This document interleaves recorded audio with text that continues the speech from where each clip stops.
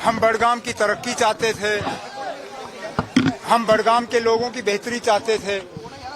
हम चाहते थे कि अगले 4 साल उनका एक करीबी रिश्ता जो है वो हुकूमत के साथ बना रहे, लेकिन बड़गाम के लोग कुछ और चाहते थे। अब हम अपनी जगह इस नतीजे को एनालाइज करेंगे, कहाँ पे खामियां रहीं, कहाँ पे दुरुस्त करने की ज़रूरत है। अगर कहीं पे ऑर्गेनाइजेशनली नेशनल कॉन्फ्रेंस में कुछ चेंजेस लाने की ज़रूरत है, उन पे सोचा जा सकता है। अगर कहीं पे हुकूमत में कुछ बदलाव लाने की ज़रूरत है, उसमें भी हम एक एक्सरसाइज कर लेंगे। लेकिन नतीजा आज ही निकला है, इसमें जल्दबाजी में नुकसान ही होगा। मैं अब श्रीनगर नेशनल कॉन्फ्रेंस के सदर जनाब फारूक साहब से बात करके उनसे गुजारिश करूंगा कि आने वाले दिनों में वो तंजीम की वर्किंग कमेटी की मीटिंग बुलाएं। हम बैठ के तफसीलन न सिर्फ बड़गाम बल्कि नगरोटा के हवाले से भी बात करेंगे और उसके बाद जो फैसले लेने होंगे वो फैसले हम ले लेंगे।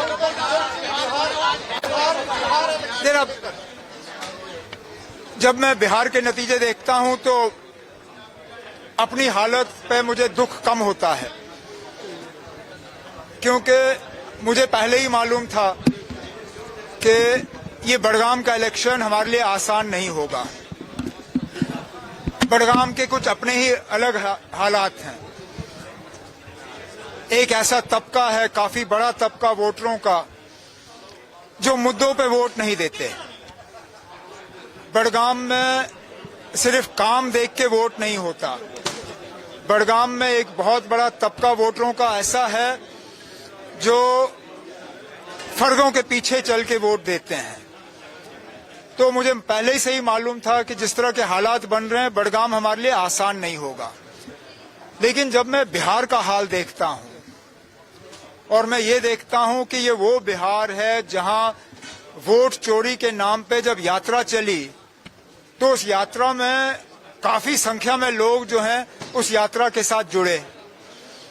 उस यात्रा के बाद कांग्रेस को लगा कि उन्हें ढेर सारी सीटें जो हैं उनमें कामयाबी मिलेगी।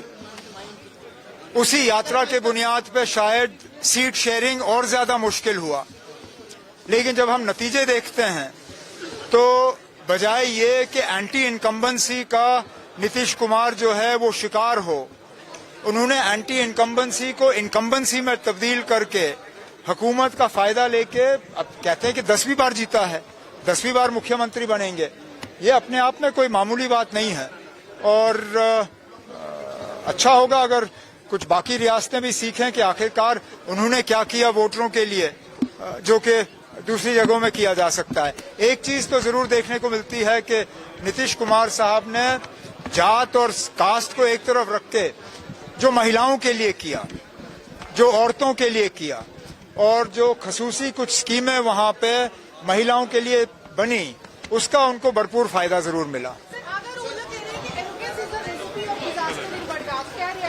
अब मुझे उन पे कुछ नहीं कहना है।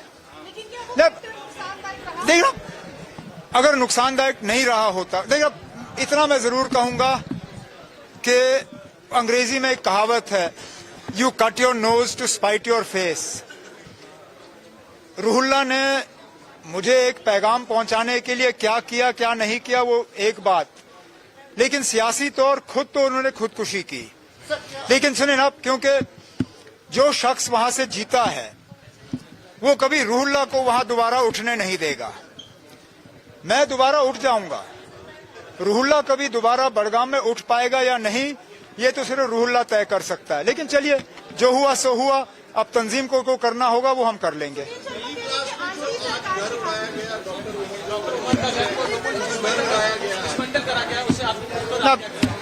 अगर इन चीजों से आतंकवाद रुक जाता तो अभी तो रुक गया होता। आपने पहलगाम के बाद भी कितने गाड़ उड़ाए, रुका ही है। मुझे तो डर इस बात का है कि इन चीजों से नाराजगी और गुस्सा और बढ़ जाता है। लेकिन ये फैसले हमारे हाथ में है नहीं। जो लोग ये फैसले करते हैं उन्हें अपने फैसलों पर गौर करना चाहिए, क्या इन चीजों से वो आतंकवाद रोक पाए या नहीं। मैं भी 6 साल वजीर आला रहा और सिक्योरिटी की जिम्मेदारी मेरी थी। हर साल मिलिटेंसी के हमलों में कमी आई, लेकिन हमें कहीं पे भी इस तरह घर उड़ाने की मजबूरी जो है महसूस नहीं हुई।